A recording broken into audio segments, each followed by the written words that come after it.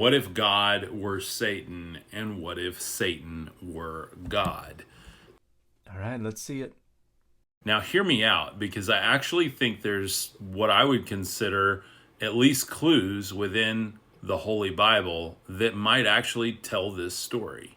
You see, there's one very disturbing verse in the Bible that actually, when we read that verse with all the other teachings of Jesus, if we have an open mind, it actually starts to make sense that he might have been revealing one of the biggest, craziest cover ups of all time. You see, in John 8:44, Jesus is teaching, and he tells them, "You are of your father, the devil, and your will is to do your father's desires.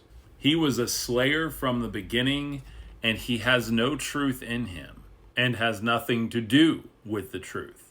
So this is Jesus responding to a group of Jewish people who have said that our Father is God, and Jesus says, no, if your Father were God, then you would follow me, but your father is the devil. It's kind of a, if you're not with me, then you're against me rhetorical dichotomy. Just saying, your father's not God, the only other place you can come from would be the devil, so you are of your father, the devil. It is rhetoric, and it is anti-Semitic rhetoric at that. And then, literally, if we look back at specifically the Old Testament, as well as the Sumerian, Babylonian, and Akkadian mythos, we begin to understand that this deity that had been worshipped for quite some time might actually be the devil himself. So the literature of the Bible and the literature of Mesopotamia represent two very different literary corpora. Now, between the 8th and the 6th centuries BCE, the Neo-Assyrian and the Neo-Babylonian empires did exercise influence over how the biblical authors of that time period were telling many of their stories. But there was no such thing as an individual named Satan, much less the devil, in that period. Those are Greco-Roman period innovations that developed under much different influences. And so there's no such thing as an individual named Satan or the devil in any Mesopotamian literature. That comes from a different time period and different influence.